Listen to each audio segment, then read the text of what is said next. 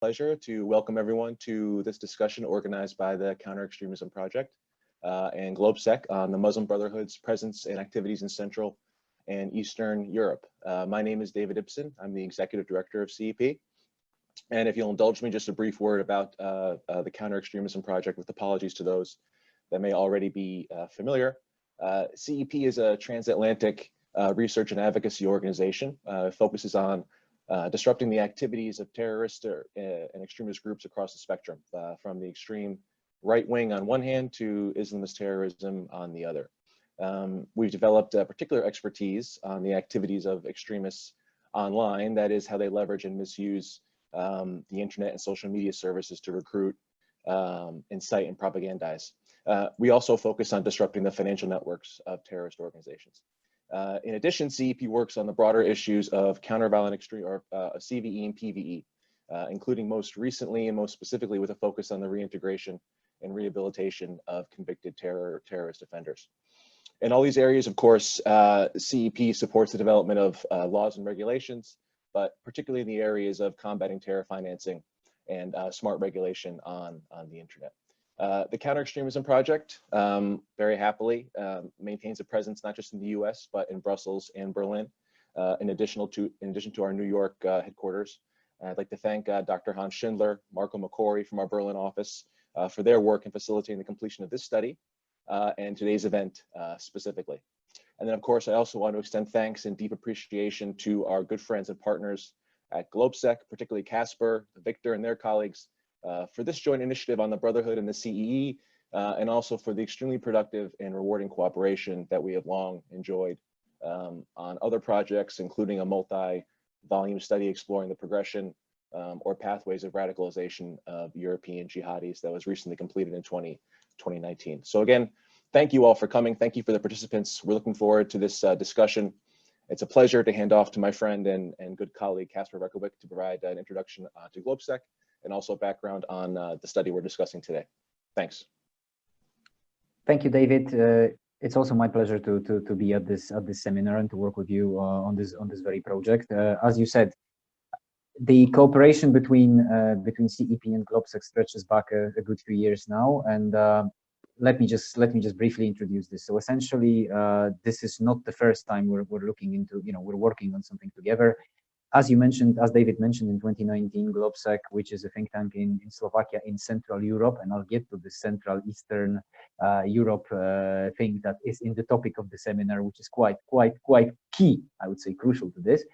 GLOBSEC is a think tank in Bratislava, Slovakia, right at the heart, I would say, of the continent, and has been successfully working with CEP on issues devoted to, as David mentions, pathways into radicalism, pathways into terrorism. We completed that study in 2019. Please do check it out, either on CEP's or GLOBSEC's website. So obviously that's one leg and one part of the cooperation. The other element of that is the project that we're progressing with now. Some time ago we've been musing about this and the fact that the organizations such as the Muslim Brotherhood is quite studied, and we have a great expert as a commentator on this very panel speaking, Martin Frampton, who actually did a fantastic book out on the brothers, is very much studied, if it is studied in Western Europe, whereas it is not so much known and very little about this, and not only about the Muslim Brotherhood but also the other revivalist Islamist movements is known in the other parts of Europe. By these other parts of Europe, I'll briefly say what we mean. We will be using the term, and I'm sure Victor and Agdunas will be using the term Central Eastern Europe, or Central Europe in a way. At the same time, this is a very broad term, and I think there's a lot of people here in the audience who might be a bit confused, because usually the divisions between West and East, it's not the division we like, I would say, as the three people speaking kind of on behalf of GLOBSEC are all, maybe some would call them Eastern Europeans, some are Central Europeans, but let me just get to the specifics. So anything that is south of Stockholm, east of Berlin, southwest of Tallinn, yet at the same time north of Athens, this is what you're looking at. And yes, most of it, or a massive amount of it, if not all, has kind of a post-communist trajectory. So it used to be communist. This is the region that we're looking at. Now, it is both Central Europe, it is both Eastern Europe to some extent, but it's also Southern Europe. Quite some of the cases that we're going to be looking at in terms of the Muslim Brotherhood presence are actually in a region that's often called Western Balkans, and people don't like it being called Western Balkans. They prefer Southern Europe. So for this, we settled on the CEE. So whenever Victor, who's the lead on this project from the GLOBSEC side, and Ekdunas, Professor Ekdunas Ratsius, who's not only a professor but also a guy who probably knows each and every Muslim living in that very, square that I just outlined to you. Whenever they'll be saying CEE, please do think about this shape. Berlin, Stockholm, Tallinn, Athens. This is the easiest. This is the easiest thing. You cannot really do it on the, travel around all these cities on the train, since there is a bit of a sea in between. But you can always try all sorts of transport. So this is essentially what we're looking at. And as I said, the main kind of hook on which, there are many other hooks, but the one that we're hanging this on, very little is known about this region in terms of presence of revivalist Islamist movements, not only Brotherhood. Not so much is written about Muslims in this region, but hopefully we've got, thankfully we've got Ekdunas with us, and he actually has a few books behind his belt on this very issue. And as I said, knows this region and knows the Muslims here in and out. The trajectory of the Muslim communities, and I stress communities, in each and every country there's going to be communities, there's never going to be just one, is very different from the ones you see in Western Europe, as you have basically 4 types of communities. And this is going to be my last point to kind of introduce the situation in this region. You've got 4 types, if not more, of communities in the region. You've got something that is probably, I would say, lacking in Western Europe. You've got basically historically present communities, almost local communities, I would say indigenous, which have been present here for hundreds and hundreds and hundreds of years in an uninterrupted fashion, let's say. You've got communities which are basically composing of expats, which arrived after especially 1989. You do have to remember that before 1989, presence of revivalist movements in this part of Europe, let's just say it was hard under the pro-Soviet dictatorships of the region. It would be pretty hard for any revivalist, Islamist movement to actually take root in that very part of Europe. You've got a community of converts, and you've got a community of, there were Muslims, or technically Muslims, arriving from into this part of Europe before 1989, but they had not been Islamists. They were, as our report that's going to be put out on this very issue stresses, they had been exchange students, and they were mostly coming from autocratic, left-leaning, anti-imperialist countries, so to speak, in the broader Middle East and North Africa. They were, in a way, they compose now one of their daughters and sons. They compose one of the communities of the region. But I'll hand over to the experts on the matter. Thank you again for being with us. Very grateful for CEP for supporting us in this very effort. And stay tuned for more news on the development of the project, which is an ongoing thing. This is way more than just this seminar and way more than just the upcoming report. Thank you. Thank you very much, Kasper. Thank you very much, David. My name is Hans-Jakob Schindler. I'm the Senior Director of CEP and the moderator for today's event. I really am very grateful for all of you who join us today, especially the ones in the United States who on Memorial Day morning take their time to join this webinar. I promise it's going to be a very, very interesting webinar and discussion that we have today. I have a couple of initial technical remarks. Some of you I see already familiar with the Zoom platform, others may not. Therefore, just an explanation. This is the webinar form. It's the most secure way that Zoom allows meetings with a great number of participants. Therefore, all your microphones and cameras are automatically disabled. But we don't want you to be silent during this discussion. You can use the Q&A function or the F&A function if you join us from Germany. The way you find this is if you go with your cursor down on your screen, you will see a row of little buttons, and the one to the right where it says Q&A, F&A, that's the one you need to press. Now, we encourage you to ask questions at any point during the seminar, during that Q&A function. There are 2 ways you can do this. Number 1, you can just type in your question and it will appear with the name that you logged in with at Zoom. You can also choose, and please feel free to do so, it's absolutely perfectly fine with us, choose to go anonymous, and then the question will just pop up as a question from the participants. Both are fine with us. We will record today's presentations, but only the presentations, i.e. whenever one of the experts speaks and you see slides, then a recording is going on. We will not record the Q&A sections, and I get to that when they come in a second. These will be under Chatham House rules. Just as a reminder to everyone, Chatham House rules mean please engage publicly that this webinar happened. Please also on social media, say that you liked it, hopefully, but you cannot attribute any particular statement made or any question asked or answered in the Q&A section to any particular individual. Just as a small reminder. We will have 4 presentations today. We will start with, and I will introduce all of the speakers in turn. We'll start with Annelies Pauwels, followed by Professor Dr. Igdunas Ratschus, Victor Such, and Dr. Martin Frampton, all in turn. I hope I didn't murder all of those names. After each one of the presentations, we're gonna have a 5-minute Q&A section where there's an opportunity if there's a transmission problem or you just didn't understand a technical point in the presentation or a particular detail, to ask those questions. All of the more general discussion questions I will reserve. They will not get lost. The Q&A window will not delete answers.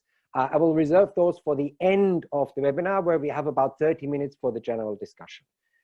Please, when you do ask a question in the Q&A, it helps me and the presenters a lot if you indicate who you ask the question to, any particular presenter, any particular 2 or 3 presenters, or all of them, so that I can then group those questions accordingly.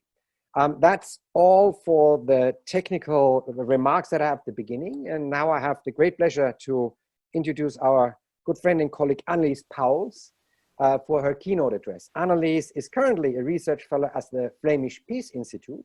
And until last year, she was an associate analyst at EU ISS. Many of you, I'm sure you know, the big think tank, where she focused on the external dimensions of the EU justice and home affairs.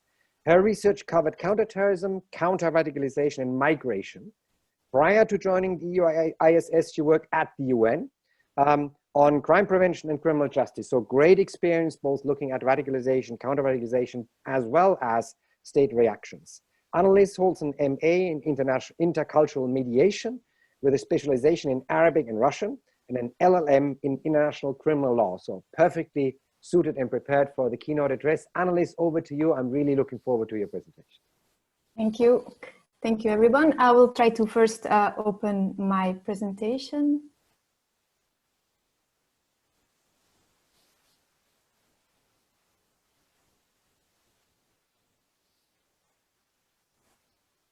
I hope this is all visible to everybody.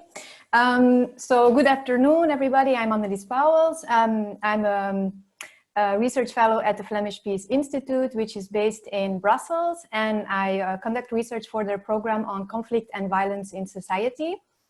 First of all, I'd like to thank GLOBSEC and CEE for organizing this conference and for inviting me to speak.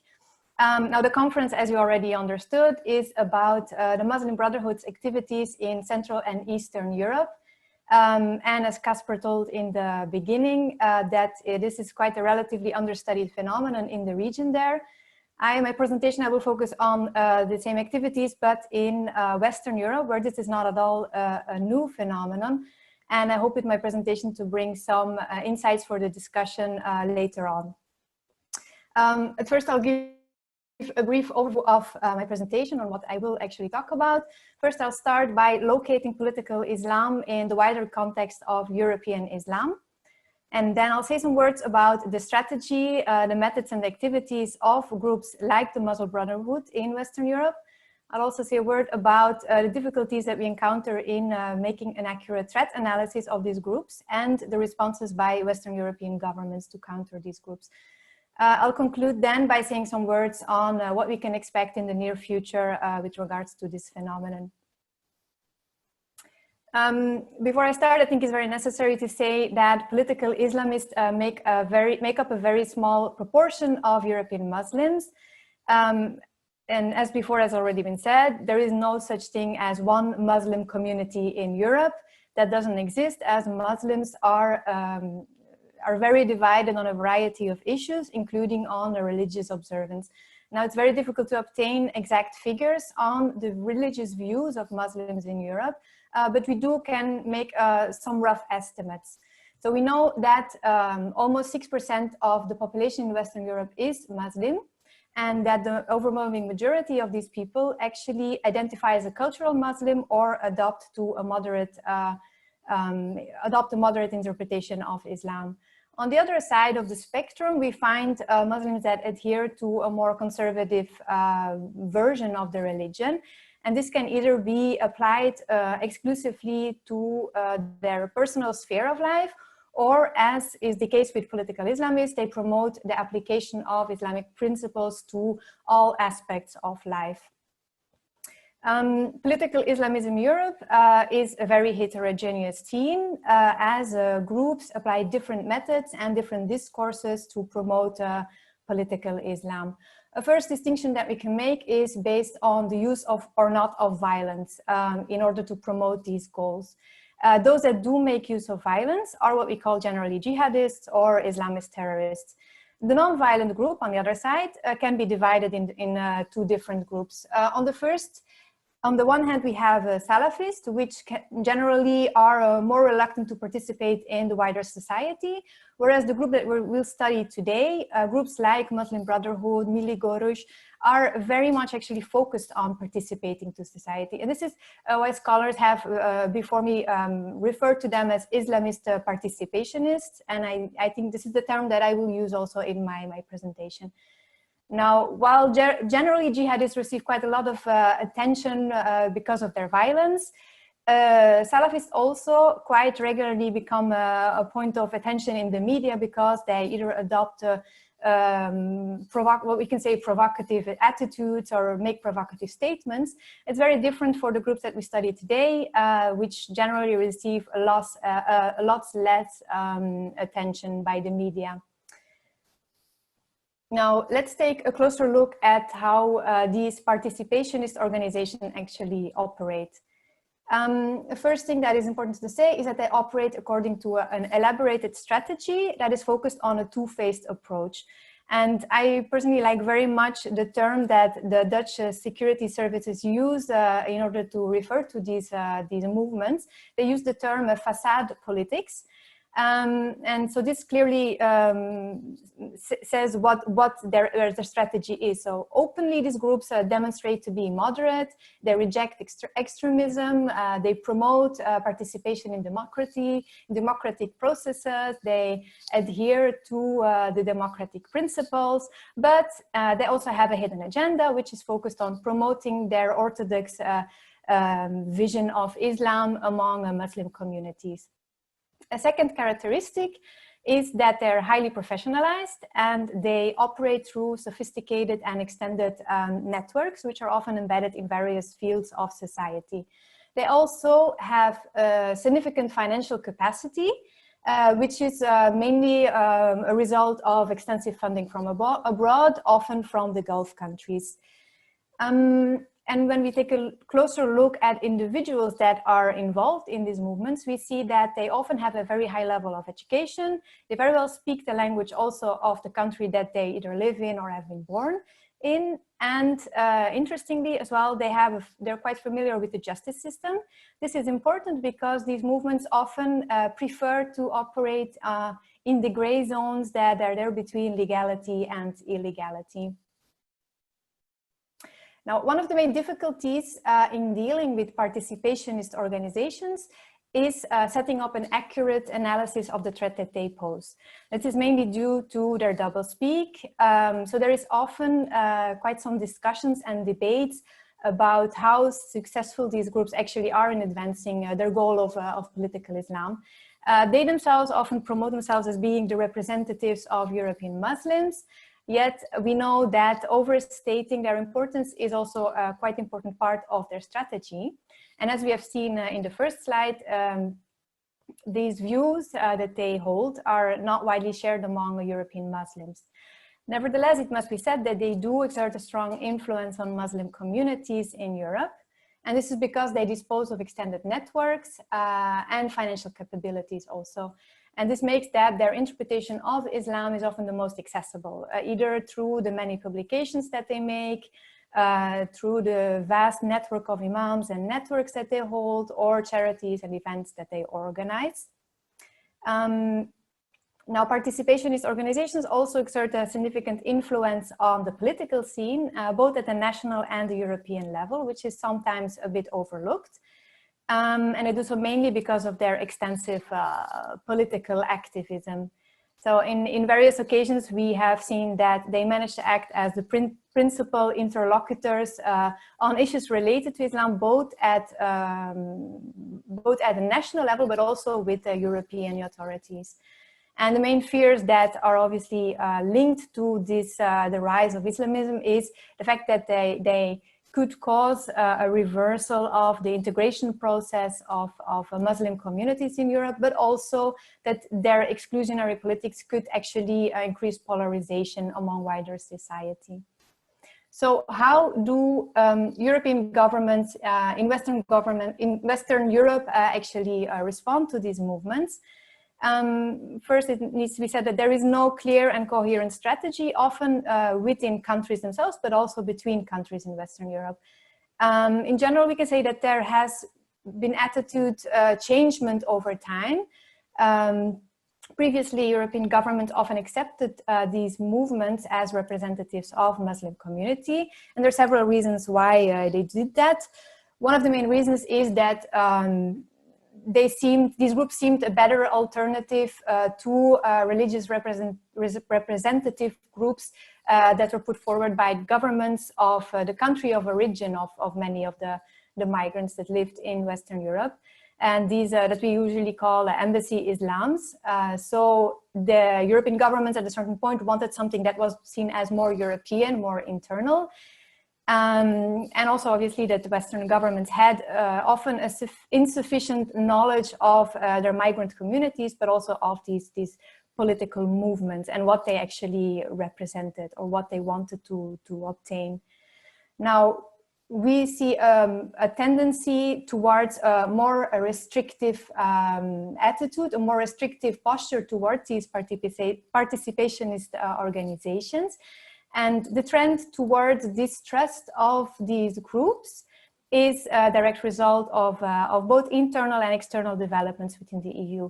Internally, obviously, a reason is the terrorist attacks, in particular the ones in 2015 and 2016 in Brussels and Paris, which created a fear that participationists would not only be able to polarize society at large, but actually could also lead to the radicalization of individuals specifically. Externally, then there are developments that occurred in the southern Mediterranean following the uprisings in 2011. And in particular, fear for the rise of Islamism in countries that were either seen as beacons of democracy, like Tunisia, or countries that were known for religious diversity, such as Egypt. Now we see, so as I said, we see a more restrictive posture towards these movements. The governments in Western Europe adopt different reactions to this movement, but there is generally a twofold tendency. First, there's a tendency to put pressure on Islamist movements, and this can be done either by banning them, limiting their funding that comes from abroad, expelling radical imams that are linked to them, closing Islamic schools that adhere to conservative views. And on the other hand, there also is an upside movement aimed at trying to take control of Islam. For instance, by providing training for imams, by regulating and financing mosques, and also by providing space for religious activities in public entities. Now then I come to my last slide. So I wanted to say something about what we can expect in the near future from these movements and from these developments that I just mentioned. So when we talk about the future, we think about youth, as the future is mostly developed, is strongly dependent on young people. And unfortunately, studies have shown that many young Muslims in Western Europe, often of second or third or even fourth generation, are struggling to find their place in Western society. They often feel also less connected to the country that they live in or that they were born in. And as most youngsters, they're searching for an identity. And in many cases, this can become a search for a religious identity. And when they do search for this religious identity, they often search online. And often they fall, as I mentioned before, on the most likely to find ideologies or interpretations that are linked to Islamist participationist groups. And contrary to restrictions that I mentioned before that have been put in place with a focus on offline spheres, online approaches can unfortunately only be targeted through a coherent but also a coordinated approach between EU member states, which we currently see is missing.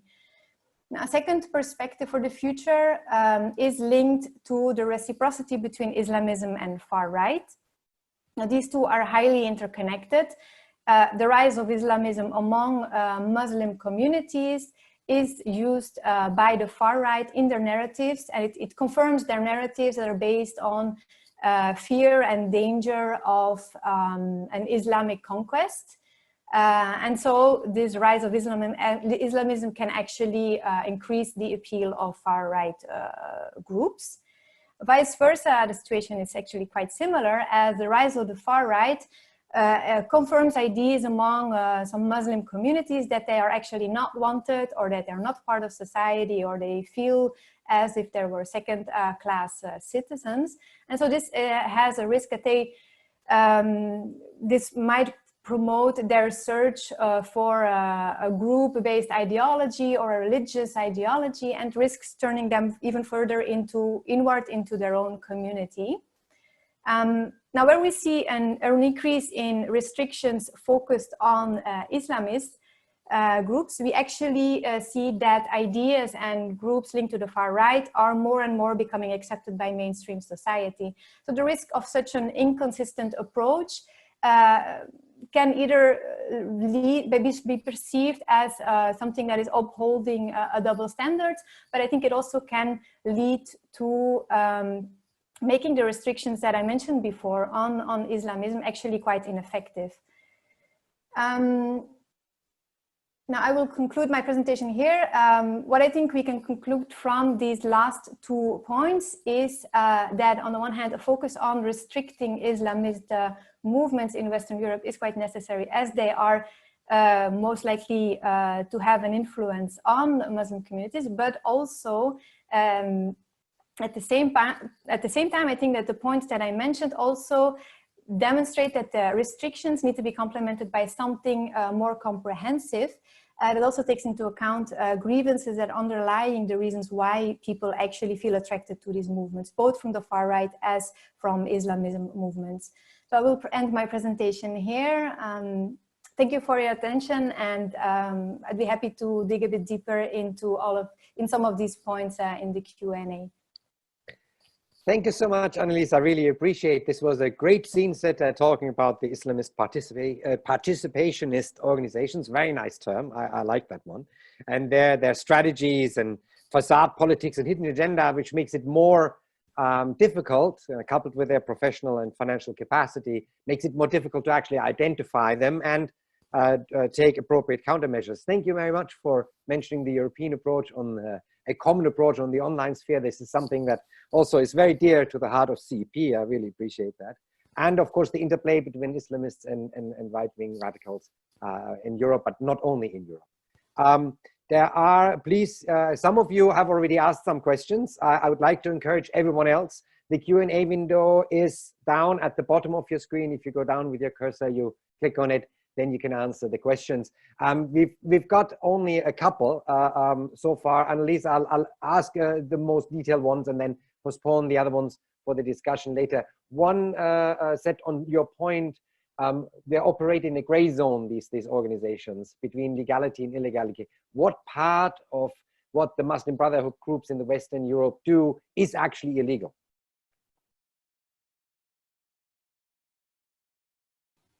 Let me find my microphone again. Yeah, so as I mentioned, there is often, well, I think with legal and illegal activities, some of the illegal activities that have come above in the last years actually are more linked to the financial aspect, so more about the money laundering, fraud, these kind of aspects. But what I mentioned, what I want to point out more is the fact about the boundaries between what is actually accepted in a democratic society in terms of freedom of speech. So the boundaries there are not quite clear always. So that there is a bit of a double approach there. So on one hand, very illegal activities, more on the financial aspect, but also gray zones with regards to democratic principles. Fantastic. Mark Thomas asks about an organization that is actually banned as a terrorist organization in Germany. It's called the True Religion Project Read in Europe. Could you comment on that? How prevalent is it and how influential is it? And is it really part of the participationist group, or is it more of the terrorist provision? I wouldn't want to really go deeper into that organization. I haven't really focused on that in my research. Now, what I want to say is that there are often quite a lot of links that are, you know, the distinctions that I make and that others have made before me are not so black and white. So there are quite a lot of links that go from one group to another. Either the links are personal, financial, supportive links as well. So the boundaries are also not very clear. Which is also the same actually if you look at the far right. There is also, it's very complicated to make a distinction that is the same in each country and for each group. So there are quite a lot of links, but I wouldn't want to go much deeper into the organization specifically. Fantastic. And then last, before we move on to the next speaker, a group of questions always focusing on the recruitment. So, you know, what indicators are there in Muslim communities? What particular actions do they take? Are they targeting youth? And how do they target youth? Are there any particular profiles they're looking for in the Muslim community? Well, here I can say something about the research project that I conducted very recently. And that was focused on Muslim youth in Brussels specifically. And this is something that I mentioned as the last point, in the last slide as well, about future perspectives on youth. So youth is very much targeted both by Islamist groups as by jihadist groups. And one of the main pitching points for recruiters is actually religion. And it can happen on a very, very light manner. So it's often really youngsters that are just posing very, very innocent questions on the internet, because the internet is something that for them, it gives all the possibilities. They often don't know who to ask these religious questions to in their immediate environment. They don't feel comfortable asking them to parents or an imam or a school teacher. So they go on the internet with very, very simple questions. And it's just that they fall on this ideology that is very radical, and it becomes also quite gradual. So it really is something that it's an interactive process of recruiters targeting youngsters that are looking for religious answers. And it's a mixture also of online and offline and online actually interaction. So it's really a process of gaining trust, being there for them. So it's very, very a strong interactive process actually. Fantastic. Well, thank you so much, Annelies. That was a great scene setter. To all of those whose questions are still open, we'll have them in the Q&A session. We'll try to get them during the general discussion. But I would like to now move on to our good colleague, Professor Dr. Etunas Ratchus, who is a professor of Middle Eastern and Islamic Studies at Vytautas Magnus University in Lithuania. He also is the reviews editor of the Journal of Muslims in Europe and co-editor of the Yearbook of Muslims in Europe. So great a researcher in that regard. His research interests encompass Eastern European Muslim communities and governance of religion, particularly Islam in post-communist Europe. So exactly the area, the geographic area where we look. He is also the co-editor of Islam, Leadership in the European Lands of the Former Ottoman and Russian Empires, Legacy, Challenges and Change, and the author of Muslims in Eastern Europe.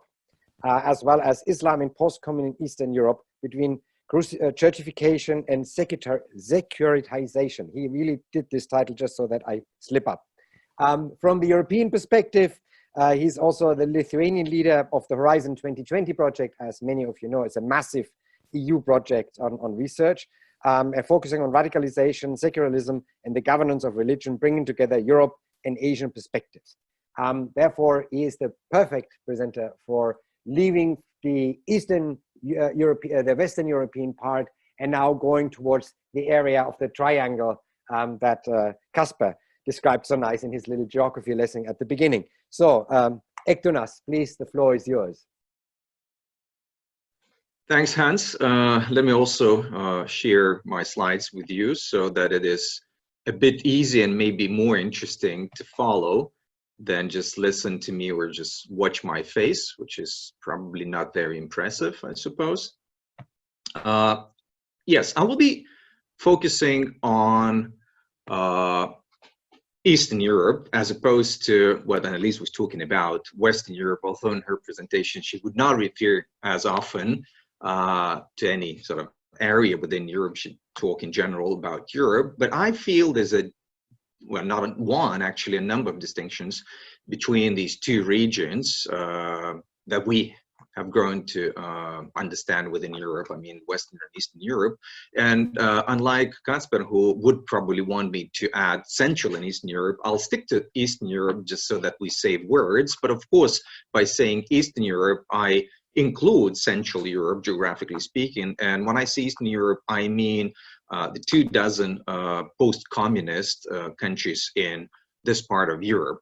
So I'll be focusing on what I call Islamic revivalism, the term that I see to be a bit broader than what we usually hear, either when we talk or listen to some reports on Islamism or fundamentalism. I'm not discarding those terms. I'm only suggesting that maybe Islamic revivalism might be, I don't know whether the widest possible, but definitely a wide term to include all those different groups, movements, and ideologies that certain Muslim groups pursue. So let me move on with my presentation in the time that I have. And first thing that I personally like these things very much when one talks about a particular group of people, whatever that group might be. How big, how large is the group? What numbers are we talking about? And some in the audience may be familiar and may even know me better than me. Others who might not, just for you, what we have, this distribution of Muslim populations in Eastern Europe, the Caucasus, including Azerbaijan, which has some 10 million Muslims or close to that, but otherwise it's part of Russia. So we have some 15 million Muslims or people of Muslim background in Volga Urals in eastern part, the very eastern part of Europe, you might say, but central part of Russia. It's also around 6 million Muslims. We're not talking about Russia today. Russia might be talked about as a an entity of its own in these terms. It has about 20 million Muslims. Western Europe has this many. So Russia is altogether, a different region, if you want, a specific region. But in Western Balkans, we have also around 6 million people of Muslim background. In Eastern Balkans, their number is significantly less. It's 1 million. Now, when I talk about these numbers or these regions, I mean that the majority of people of Muslim background are the so-called indigenous, autochthonous, local, so whatever you want. And you may immediately realize that Northern Europe or the Baltic states, for instance, or Central Europe, Visegrad states are not indicated here. It's for several reasons, one of them being that in absolute numbers, the Muslim communities are not as populous as in these 4 regions that I have indicated, but also that in some other countries, like for instance in Central Europe, populations, Muslim populations are not necessarily of autochthonous or indigenous nature. Before I go into the talk of the revivalists or Islamic revivalism in Eastern Europe, this part of Europe, but let me just remind you of the Islam of the traditional groups of the autochthonous groups. And I won't go into history. People who are interested in history, the 600-700 years history of Islam in Eastern Europe, they may do that. They may consult research, excellent research on whatever parts, the Balkans, the Eastern Europe, meaning Poland, Lithuania, Ukraine.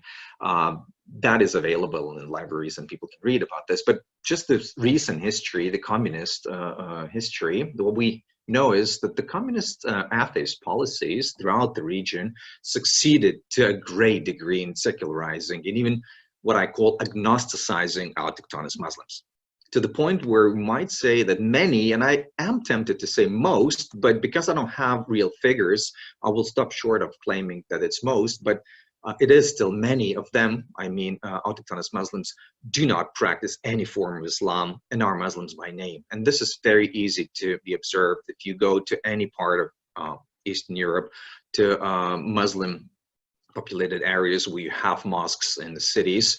On Fridays, you would realize that it's just a fraction of people who go to mosques, and the majority don't bother to do that. You might say they're busy, maybe they're at work. No, they might be just idling around mosques, sitting at cafes, and not necessarily just drinking tea or coffee, but they don't make an effort to go to the mosque, they don't fast, and so on. So we might say that the bulk of the autochthonous Muslims have been really successfully taken away from their religious tradition, having become, you know, post-religious, if you want.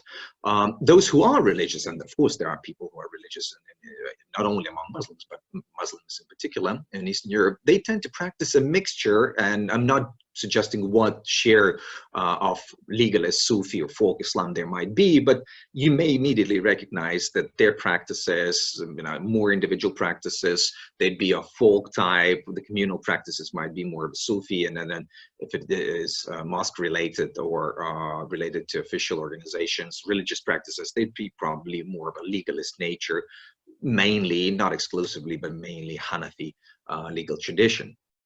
To many of the Muslims in Eastern Europe, and particularly, of course, autochthonous Muslims, Islam has become a mere aspect or a feature of their ethnic cultural heritage. To be a Muslim means to just have this heritage, this sort of memory and sentiment towards ancestors who may have been religious, but the contemporary populations may not necessarily practice this at all, although they still would identify with that tradition. The younger generation, as a rule, and this is what the research suggests, are even less religious than the older generation.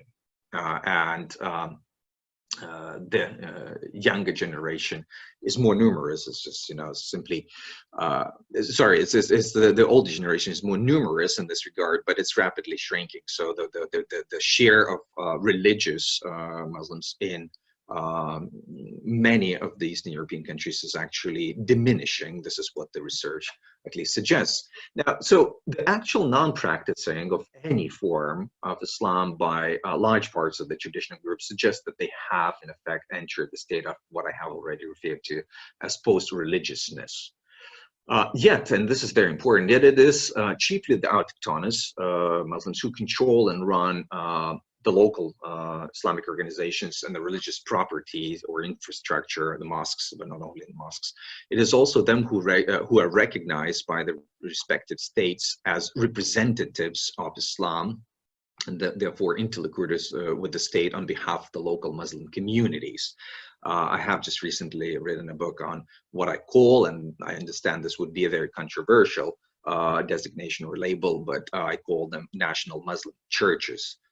Now, when we look at the revivalists, some of the immigrants, particularly the immigrants, but also converts, and increasingly so, we may also see that, increasingly so, local autochthonous Muslims make the Muslim identity publicly visible through outward signs.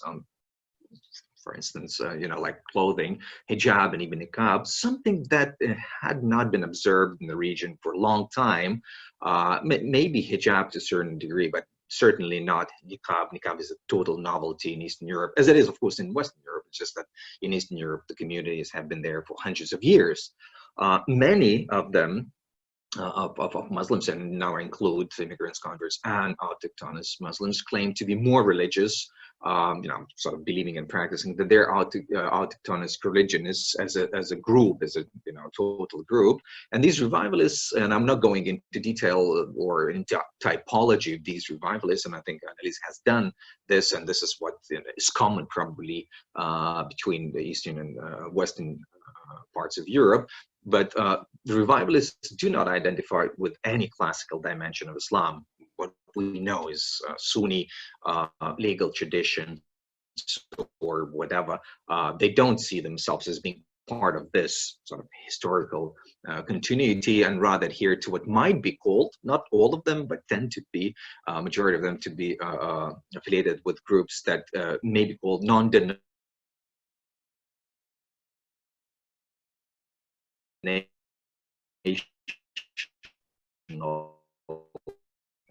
Equinas, I'm not sure if this is the same for everyone, but you seem to be stuck.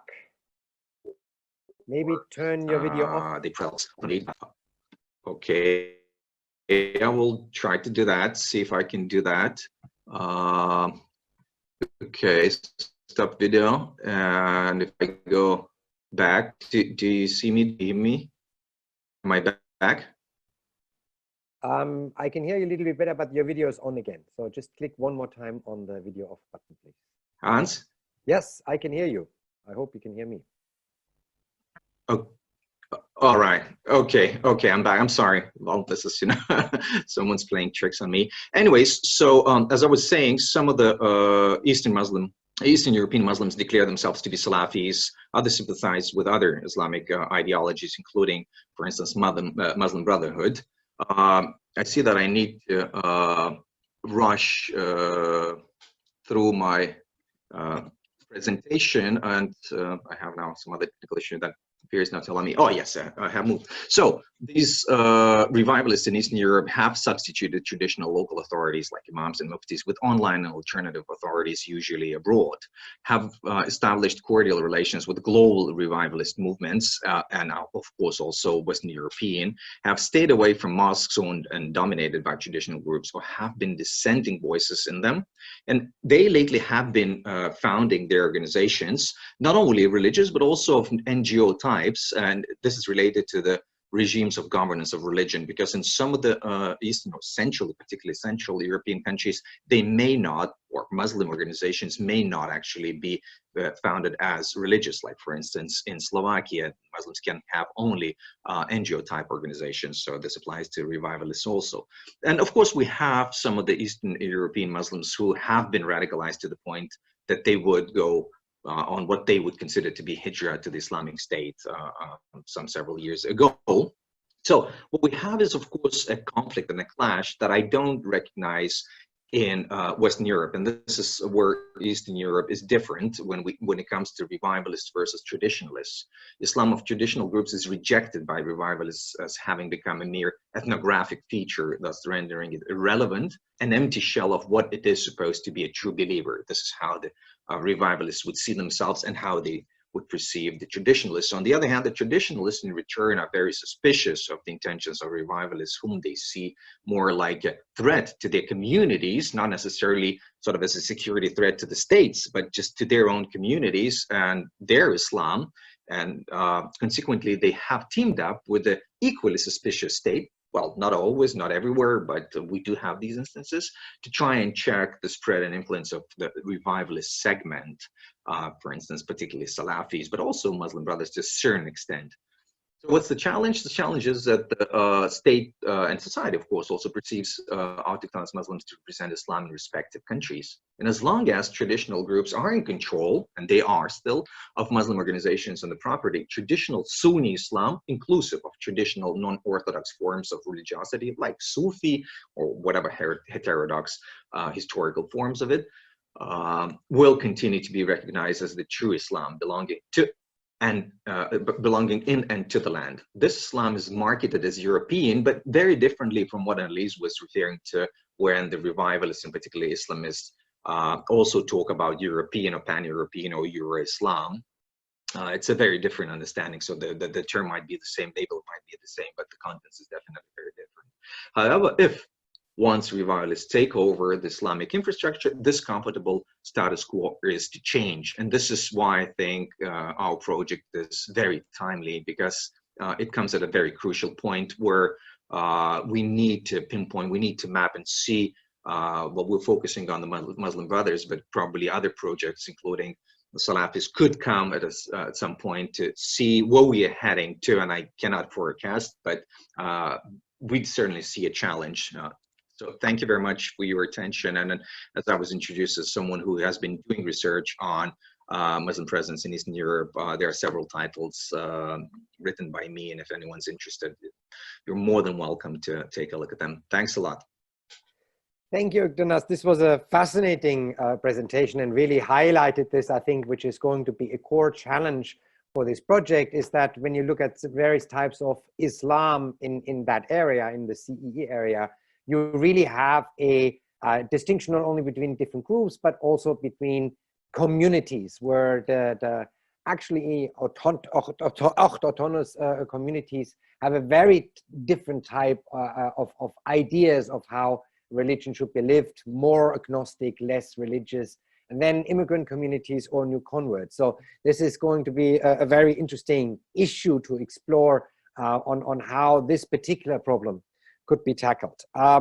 I have not seen up, there is one question. Let me just see. No, sorry, no new question that is relating directly to the details of your presentation. But again, to everyone who has not done yet or hasn't seen it yet, please go down to the bottom of your screen, the Q&A question. There you can get your questions in. Yeah, then let's move on to my colleague Victor Such, because the time is a little progressing, and we will have, and I am rushing on because we do have the question and answer session at the end of all the presentations, and I don't want to cut out too much time from that. Victor is a good friend and works for GLOBSEC as a program manager and research fellow with a national security program at the GLOBSEC Policy Institute, so the think tank of GLOBSEC. Well, GLOBSEC, as you know, is this big organization in Bratislava that organizes these fantastic conferences.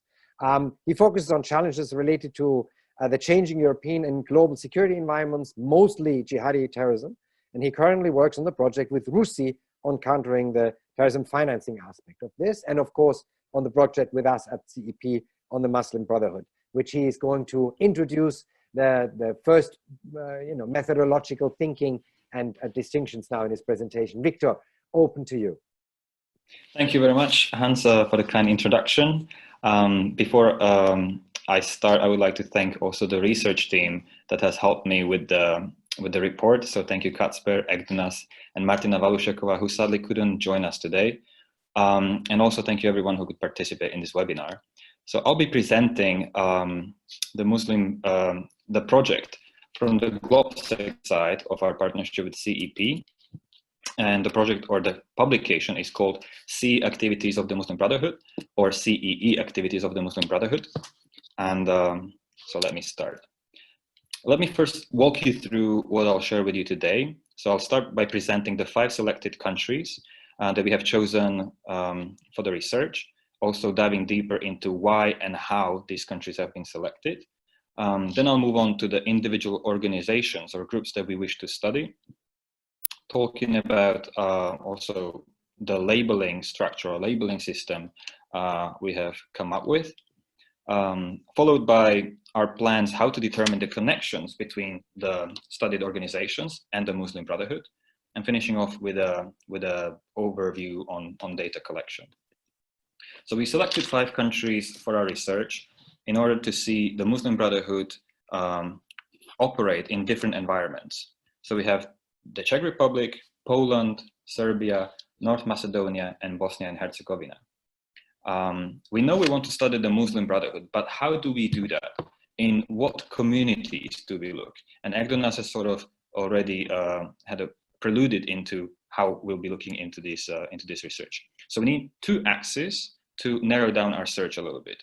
On the spectrum of revivalist ideologies, we know that the Muslim Brotherhood isn't a neo-fundamentalist group like Tablighi Jamaat in Pakistan, who do not engage in politics. Neither Muslim Brotherhood in Europe isn't a jihadist group. which uses violence as a political tool or tactical tool in order to reach their goals. We know that the Muslim Brotherhood is an Islamist movement, and which rallies support bottom up, and at a certain point decides to engage in politics as well. So the next question was, okay, now we know this is an Islamist movement, but where in the CEE context, the Central and Eastern European countries context, where in these societies would these Islamists be?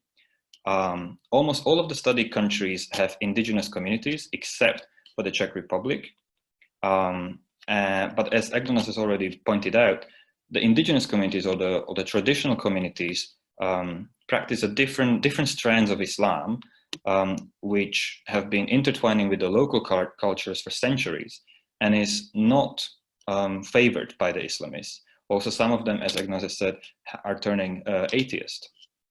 So what makes sense to us in the CEE context is to look into the expatriates and converts societies, or communities. Now we know in the Czech Republic, these are the only communities. In Poland, the expats and convert community is actually larger than the indigenous Tatar community. Serbia has around 200,000 expatriates and converts concentrated in and around Belgrade. North Macedonia doesn't have a sizable expatriate community, but we know that in the indigenous community have struggled to keep revivalist imams away from their mosques. So we need to take a little bit of a different approach in this country.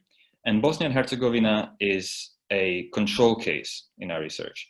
Here we want to find out whether the Muslim Brotherhood can establish itself and have activities, in a majority Muslim European country. And Bosnia just makes the cut with around 50.1% of Muslim population. But that's not all. What gives this research a little bit more depth is the representation of these communities vis-a-vis the state. And now we're talking about the horizontal axis of our research.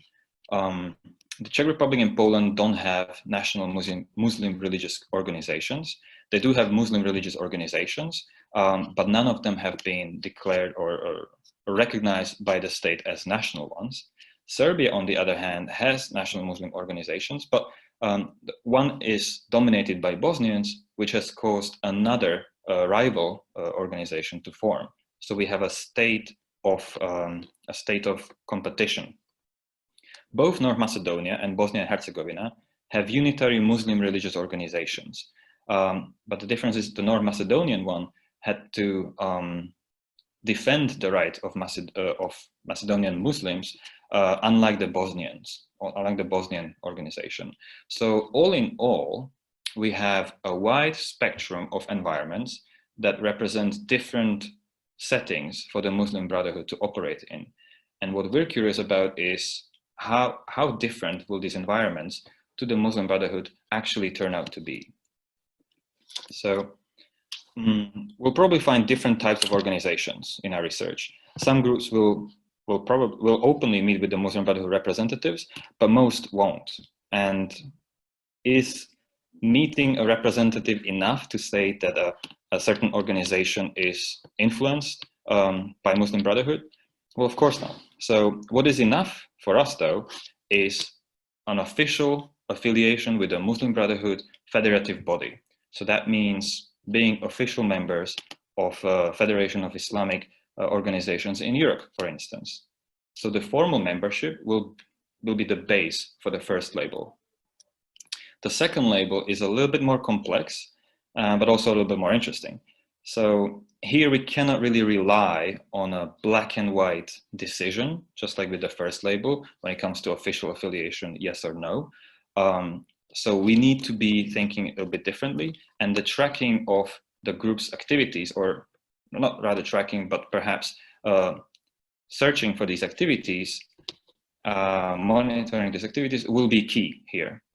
We plan to analyze a plethora of different activities that we'll find, and some of these could be personal ties, funding, ideological support, and others that Annalise has actually mentioned in her presentation. The last label are the gray area groups. And here we intend to include groups that for which there is evidence that there could be linked to the Muslim Brotherhood, but the evidence is inconclusive.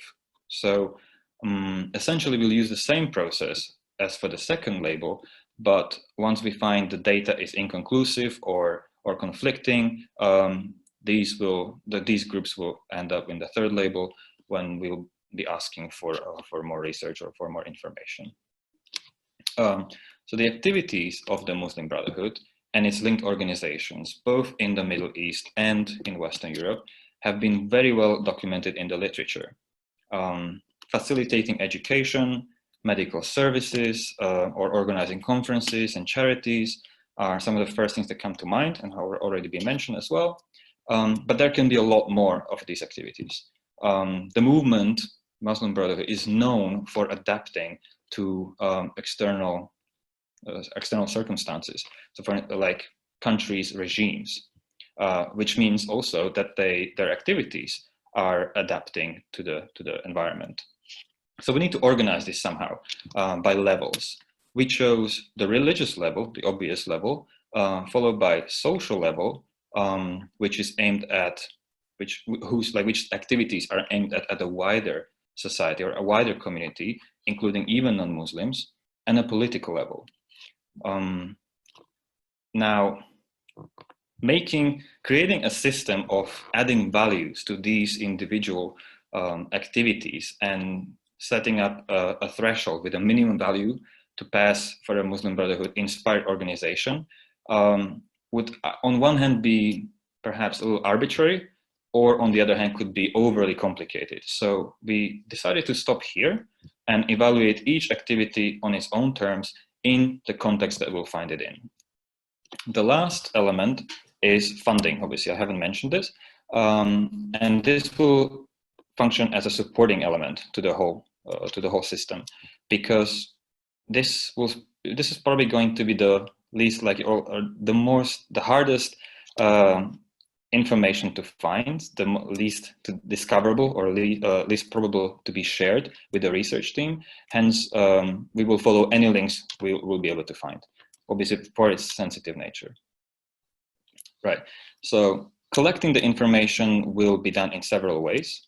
We're planning to conduct a desk-based research until the restrictions on travel loosen during the situation that we are in all at the moment. In this desk-based research, we'll analyze primary sources such as the group's publications, websites, social media posts, and others. We'll also try to get our hands on court files should a representative of a certain group be on trial, for example. But we'll also try to analyze secondhand sources, such as articles in the literature, the academia, published by media and other sources. Or a supporting element of the data collection will be semi-structured interviews. And we have three groups that we have thought about. The first will be the studied group, followed by other Islamic actors in the community. These could be revivalist or not, in a competing or friendly or a neutral relationship to the studied group, depending on the case. And the last group will be state representatives and experts on the matter. Now, we assume the semi-structured interviews, some of them can be performed remotely, but once the situation with the COVID-19 eases, we would like to, or we plan to visit these countries and these communities to do a little bit of ethnographic research as well. So what I presented here is supposed to help us guide our research, but can turn out obviously very differently once we are on the ground or at the moment researching from our desks.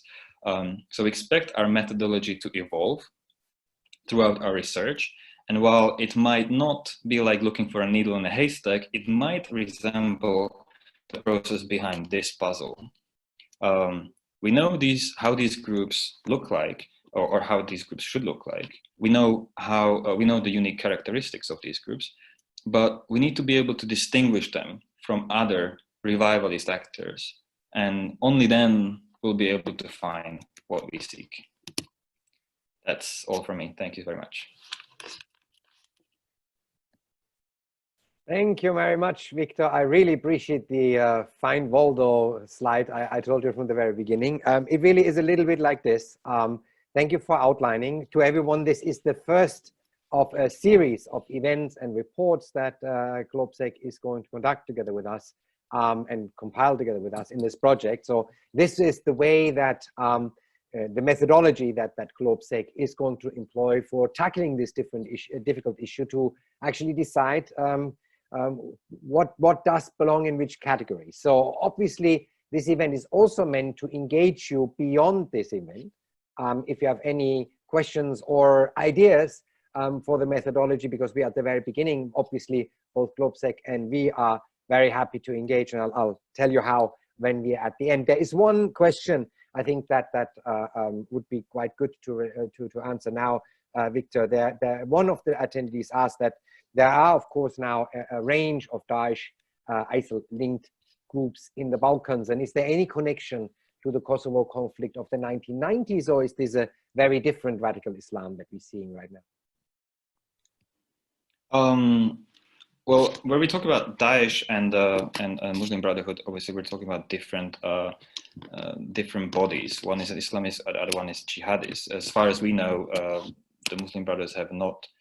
We haven't done the research yet, obviously, but what we think there wouldn't be many calls to jihad, let alone fight for Kosovo independence. But obviously, this is an aspect that we'll be dealing with even in our research. Given the fact we are going to Serbia, and the Serbian situation when it comes to Muslims is rather, I would say, complex, because we have two different groups. One is the Serbian group, or sorry, one is a Bosnian-speaking group, another one is an Albanian group. And as I said, these groups have their own national Muslim organizations, which are in a competing state at the moment. And as Agdonas could probably elaborate even further, or sort of hinted at this aspect, in some of these countries, some of these groups are in a difficult relationship even with the state.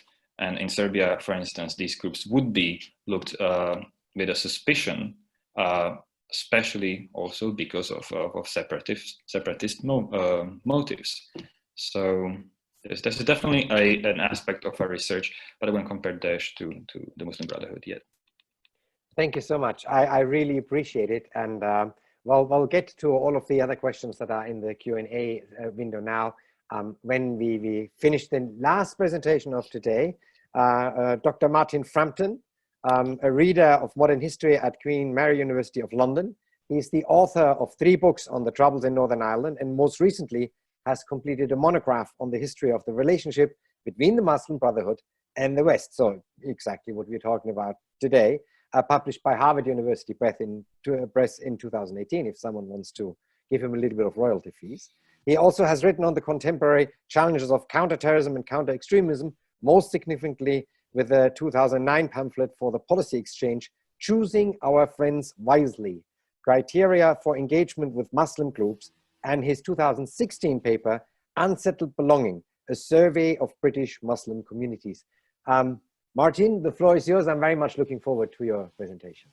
Thank you, Hans. And I just want to check you can hear me. Great. This is a very old set of headphones, so I was a bit worried it wasn't going to work. But thank you, Hans, and thank you to GLOBSEC and Casper and Victor for inviting me to comment on the paper and on the project. So I'm just I have a few slides just to kind of guide us along, which fingers crossed this works. Okay.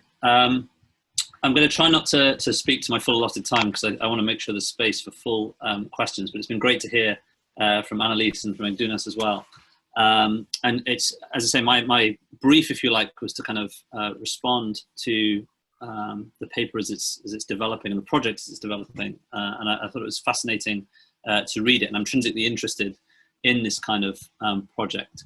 And so I'm going to sort of speak under 3 headings, really. And the first, I think, is just to kind of offer my sort of encomium really to the project, which is I think the value of this kind of endeavor really can't be overstated.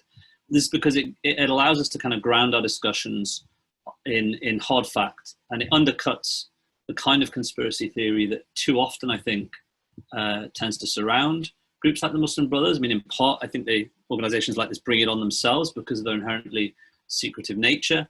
But this is something I think Annelies alluded to in her comments, the way in which you have at the moment, particularly in Western Europe, but elsewhere, this kind of interplay between Islamism and the far right. But actually, if you're able to engage in a kind of coherent and complex kind of mapping process, you can basically cut through that, and you can develop a really serious and empirical set of arguments for understanding the nature of a movement like the Muslim Brotherhood. It's also a value because in doing this kind of work, you're taking seriously, and this is the kind of thing that I've written for Policy Exchange, really, taking seriously the ethnic, the political, the cultural divisions within Muslim communities. And I'm minded that Caspar in his remarks stressed the plurality of that word communities. It's taking seriously the fact that, you know, Muslims are not monolithic, and it avoids stereotyping and ascribing a kind of singular monolithic identity to them, and actually allows us to take seriously the fact that different Muslim groups, different Muslim actors have agency and have agendas, and looking seriously at what those agendas are. Another reason why this project, I think, has value and is sort of intrinsically meritorious is the fact that, you know, the Muslim Brotherhood is, by definition, an international, transnational, if you wish, organization that has a global agenda. And from the beginning, history of the movement, and it's as a historian that I speak primarily, so, you know, the work that I've done looks back really at the historical Muslim Brothers. From the moment that movement emerged in Egypt, it conceived of itself as having a global mission, and it was interested in building a network of supporters and allies really around the world from that time. And you can see that from the 1940s, right? In the formative era of the Muslim Brotherhood, Hassan al-Banna, the founder of the movement, created an international section. He sought to build both branches of the Brotherhood abroad, and also build alliances with like-minded movements. And he wanted to kind of shape a global sense of Islamic identity. He wanted to build and foster a sense of an Islamic world that he worried was being lost. And it's fascinating, actually, I was sort of minded when I was looking at this. I tried to find the picture to put on the slides, and I just couldn't find it amongst my notes. But reading Ikhwan al-Muslimin, which is the Muslim Brotherhood newspaper in the 1940s, you know, you have articles there about Islam in Poland. I remember it being, when I sort of came across this kind of stuff, it being very kind of slightly discordant, thinking, gosh, I mean, why are they interested in this? But I think it's serious, and it reflects, as I say, this interest in very different Muslim communities.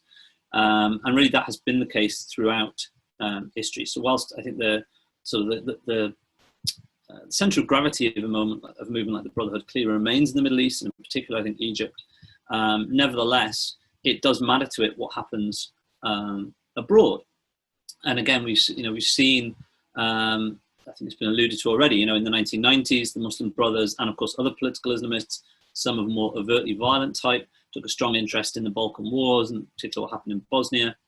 And also we've seen key kind of international figures from the Muslim Brotherhood network emerge from that part of the world. So I think, for example, someone like the former Grand Mufti of Bosnia, Mustafa Ceric, who has been a senior figure in Yusuf al-Qaradawi's European Council for Fatwa and Research. I think at one point he was being talked about as a possible successor to al-Qaradawi.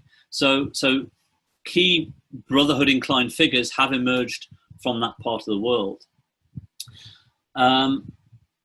At various points, the Muslim Brothers have tried themselves to kind of build more of a formal structure. Famously, in the early 1980s, they attempted to create a so-called international organization. On paper, this still exists, but many would argue not much more than on paper. Its influence has waxed and waned. And really, therefore, it is, I think, more important to approach the Muslim Brotherhood as a kind of network, which I think it lies at the heart of this kind of project, seeing it as a kind of an interlinking of personal and financial connections built on associations, both familial and financial, You know, there is no sort of Brotherhood-esque Comintern or SMERSH, going back further. It has, but there is a kind of a sophistication, I think, to the network, and that again means it is worthy of investigation. That investigation, as I think Victor was alluding to, comes with certain challenges, and certainly one of the most difficult of those, as I say, the nature of the Brotherhood itself. Its penchant for secrecy, born of its history, a history that has included severe repression in many of the countries in which it emerged in the Middle East. Even today, within Western Europe, many of those who are widely understood to be members of the Brotherhood network refuse, if you like, to confirm that and prefer to operate on a basis of ambiguity, essentially. So that poses, I think, real challenges for those of us who are interested in serious, rigorous empirical research. We have to be clear on where to draw the lines of affiliation or inspiration or sympathy. But I think it's clear that from Victor's remarks, you know, the project is looking closely at how to do that. To my second slide.